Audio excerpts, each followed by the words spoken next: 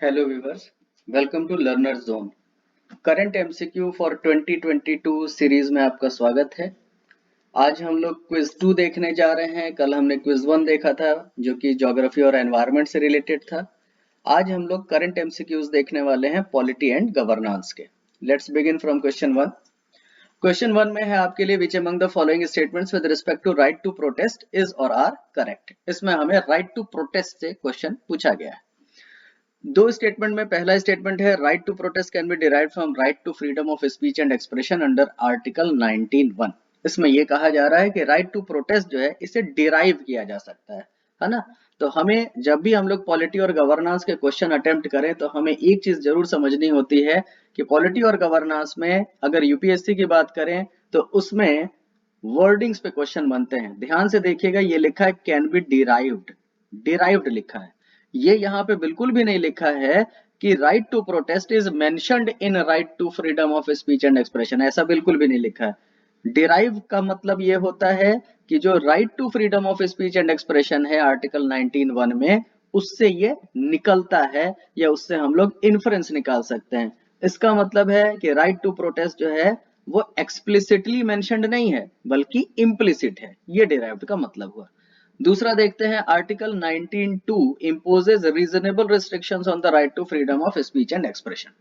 इसके बाद आपके कोड में 4 ऑप्शन दिए। सबसे पहले तो आप ये जान लें कि ये क्वेश्चन मैंने आपके सामने क्यों रखा है। ये क्वेश्चन इसलिए रखा गया है, वाई इन न्यूज में देखिएगा कि Supreme Court observe that it was not against people's right to protest even on matters that are sub judice but made it clear that such protesters cannot block public roads indefinitely। मेरे ख्याल से context आप लोग समझ गए होंगे। Context वही है जो आप लोग समझ रहे हैं, दैट इज जो फार्मर्स प्रोटेस्ट चला था इतने दिनों तक और दिल्ली में, खासकर दिल्ली के जो बॉर्डर वाले जो रोड्स थे उनको जो जाम किया गया था, उसी कॉन्टेक्स्ट में सुप्रीम कोर्ट में जो केस गया था, सुप्रीम कोर्ट ने अपने फैसले में ये बात कही थी। ठीक है, तो उसी से रिलेटेड ये हमारा क्वेश्चन है। वापस आते हैं क्वेश्चन में।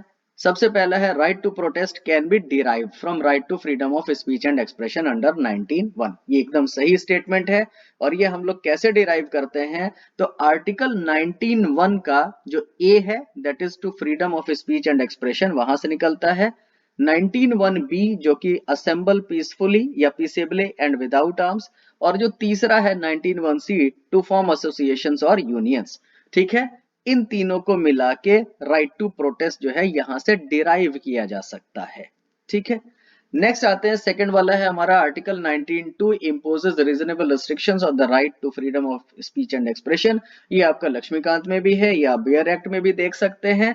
ठीक है, ये एकदम सही स्टेटमेंट है। तो इस लिहाज से हमें क्या मिला, हमें करेक्ट बताना था, तो करेक्ट हो गया दोनों। इसका मतलब बोथ सी एंड, मतलब सी वाला है बोथ 1 एंड 2। चलते हैं अगले क्वेश्चन की तरफ। अगला क्वेश्चन है हमारा कंसीडर द फॉलोइंग स्टेटमेंट्स। इसमें हमारे सामने 3 स्टेटमेंट दिए हैं, उसके बाद हमसे पूछा गया है कौन सा करेक्ट है, इसमें से कौन कौन से। सबसे पहला स्टेटमेंट है हमारा द 103 या 103वां जो है या 103rd constitution amendment act of 2018 inserted articles 338B and article 342A।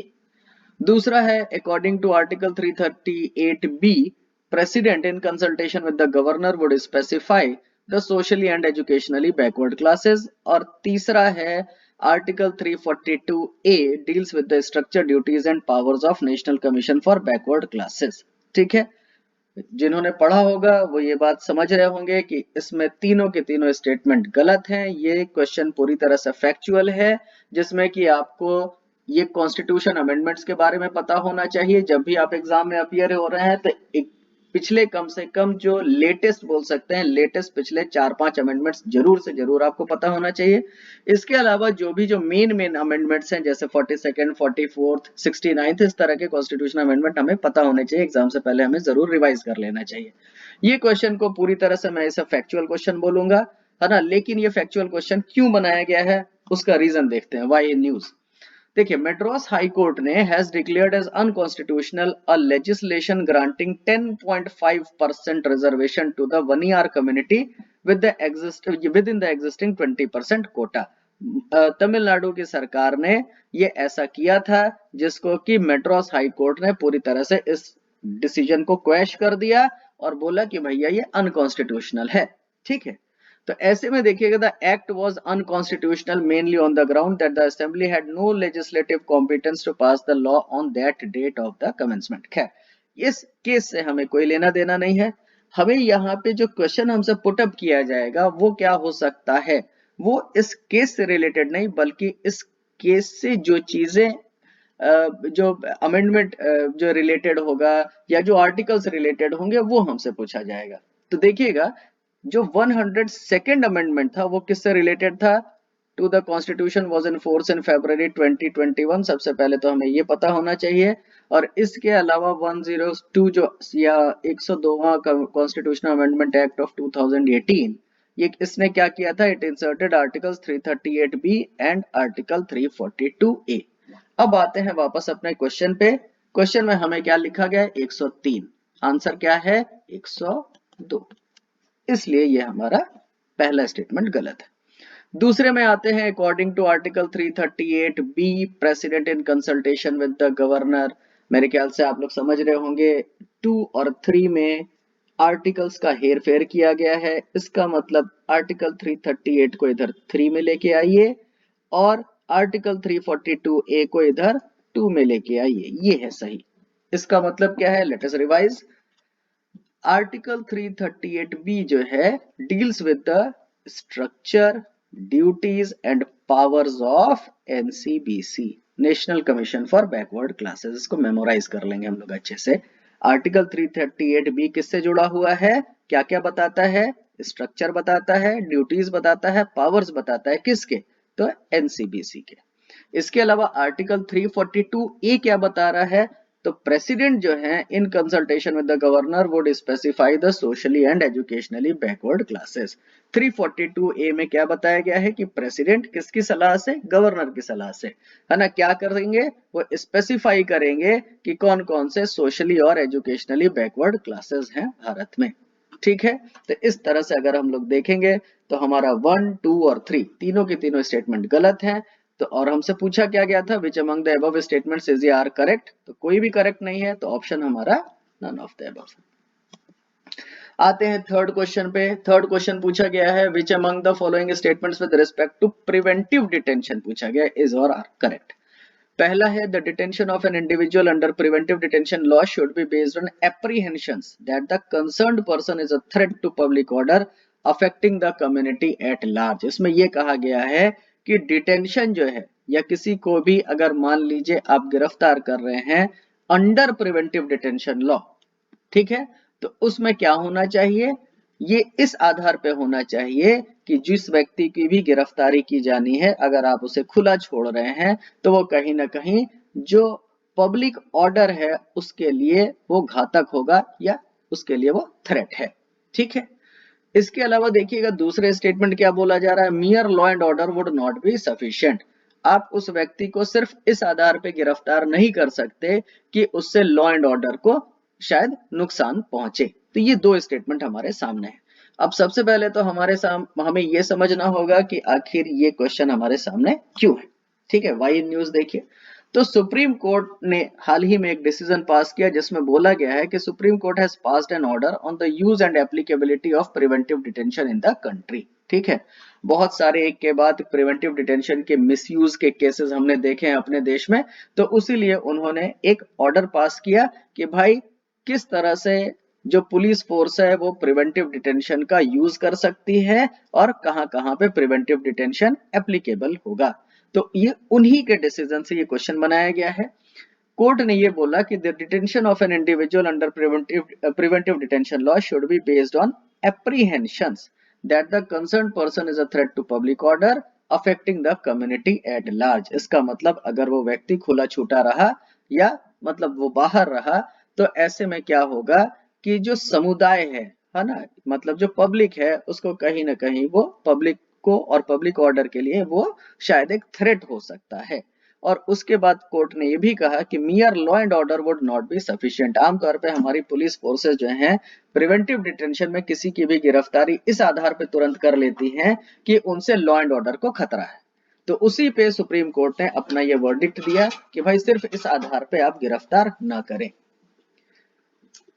तो यहाँ पे अगर हम लोग अपने क्वेश्चन में देखेंगे तो इस क्वेश्चन में हमारे लिए क्या पूछा गया था, करेक्ट पूछा गया था, तो हमें आंसर में क्या मिला, सी, बोथ 1 and 2। चलते हैं अगले क्वेश्चन की तरफ। हमसे अब पूछा गया है राइट टू स्ट्राइक पे, which among the following statements with respect to right to strike is या आर इनकरेक्ट। तीन हमारे सामने स्टेटमेंट है। The right to strike is not a statutory right, पहला ये बोला गया है। दूसरा बोला गया है there is no fundamental right to strike under article 19(1) of the constitution, और तीसरा बोला गया है the right to strike has been recognised under the industrial disputes act 1947 and trade unions act 1926। सबसे पहले देख लेते हैं कि भाई ये हमसे क्वेश्चन क्यों आया है। तो क्वेश्चन इसलिए आया है, देखिए why news, the bill seeks to replace the ordinance promulgated in June 2021। It allows central government to prohibit strikes, lockouts and layoffs in units engaged in the production of essential defence services. Central government एक bill लेके आई है ना, बल्कि ordinance था है ना, पहले ऑर्डिनेंस जारी किया गया था, उस ऑर्डिनेंस को उसके बाद एक कानून बनाने के लिए बिल लेके आई थी सेंट्रल गवर्नमेंट, जिसमें कि ये था कि केंद्र सरकार जो है वो स्ट्राइक्स को एक तरह से बैन लगाया जा सकता है स्ट्राइक्स पे। कहां पे, तो उन यूनिट्स में या उन इंडस्ट्रीज में या उन इकाइयों में जो कि एसेंशियल डिफेंस सर्विसेज प्रोवाइड करती हैं वहां पे। ठीक है, तो यहीं से ये राइट टू स्ट्राइक का मुद्दा उछला। अब राइट टू स्ट्राइक का मुद्दा उछला, अब आ जाते हैं हम लोग अपने वापस अपने क्वेश्चन पे। बोला गया है the right to strike is not a statutory right. यहाँ पे सबसे पहले हमें ये समझने की जरूरत है कि स्टेचुटरी क्या है। स्टेचुटरी का मतलब वो होता है जो भी लेजिस्लेचर पास करे। अगर कोई लॉ लेजिस्लेचर पास करती है तो उसको हम लोग स्टेचुटरी लॉ के नाम से जानते हैं। ठीक है, क्योंकि कई बार कुछ लॉज जो हैं वो हमें ऑर्डिनेंसेस के तौर पे भी दिखते हैं, दे आर नॉट स्टेचुटरी, इस चीज को हमें समझना होता है। तो the right to strike is not a statutory right, ये बोला गया है हमसे। ठीक है, अभी हमने देखा पीछे या एक्सप्लेनेशन में कि ये पूरी तरह से क्या है, राइट टू स्ट्राइक जो है is a statutory and a legal right. ठीक है, तो पहला स्टेटमेंट हमारे लिए गलत है। There is no fundamental right to strike under article 19(1) of the constitution, ये पूरी तरह से सही है। संविधान ने किसी को भी राइट टू स्ट्राइक नहीं दिया है। भले ही ये जरूर है कि इंडस्ट्रियल डिस्प्यूट्स एक्ट 1947 और ट्रेड यूनियंस एक्ट 1926 में राइट टू स्ट्राइक को रिकॉग्निशन जरूर दिया गया है, ये एकदम सही बात है। तो इस तरह से हमें क्या मिल रहा है, हमें पहला स्टेटमेंट गलत मिला है, सेकंड और थर्ड सही मिले हैं। हमें बताना क्या था, इनकरेक्ट, तो केवल इनकरेक्ट कौन सा है, बी। तो इसका मतलब हमें क्या मिल रहा है, B option, that is 1 only. चलते हैं आखिरी क्वेश्चन 5वें पे। Which among the following statements is या are correct. Government aid to an institution is a matter of policy and it is not a fundamental right. और दूसरा statement है article 15(1) recognises linguistic and religious minorities but not those based on race या ethnicity. अब सबसे पहले देखते हैं question क्यों हमसे पूछा। क्वेश्चन इसलिए पूछा गया है कि Supreme Court has upheld a 2010 policy decision 2010 policy decision of the Uttar Pradesh government to outsource appointment of class 4th employees in all state run or aided institutions and schools। तो इन aided institutions और schools में बहुत सारे ऐसे भी थे जो कि minority वाले थे। ठीक है, तो उत्तर प्रदेश गवर्नमेंट ने 2010 का ये डिसीजन था जिसमें कि उन्होंने ढेर सारे जो क्लास 4th एम्प्लॉयज थे सरकार के, उसको क्या किया, उसको आउटसोर्स करने की बात की गई है ना, आउटसोर्सिंग से वो क्लास 4th एम्प्लॉयज लेने थे। इसी को लेके ये केस गया था, तो उसी सिलसिले में ये हमसे क्वेश्चन सामने है। तो government aid to an institution is a matter of policy and it is not a fundamental right. कहीं पे भी हमारे संविधान में ये नहीं लिखा है कि सरकार जो है किसी भी इंस्टीट्यूशन को ग्रांट या एड देगी ही देगी, ऐसा कहीं भी नहीं है। ठीक है, तो इसका मतलब है कि this is just a matter of policy, एकदम सही है ये। दूसरा देखिएगा आर्टिकल 15(1), ये पूरी तरह से एक फैक्चुअल क्वेश्चन है जो कि पूरी तरह से क्या है, गलत है। हमें बहुत अच्छे से पता है कि ये आर्टिकल 15(1) की बात नहीं है, बल्कि आर्टिकल 31 की बात है। 30 और उसका क्लॉज 1। ठीक है, आर्टिकल 30 और उसका क्लॉज 1 क्या बोलता है, it recognises linguistic and religious minorities but not those based on race or ethnicity. ठीक है, तो ये हमारे ये क्वेश्चंस थे आज के पॉलिटी एंड गवर्नेंस के। आई होप आपको अच्छा लगा होगा। अगर अच्छा लगा हो तो प्लीज लाइक, शेयर और सब्सक्राइब करें। Thank you.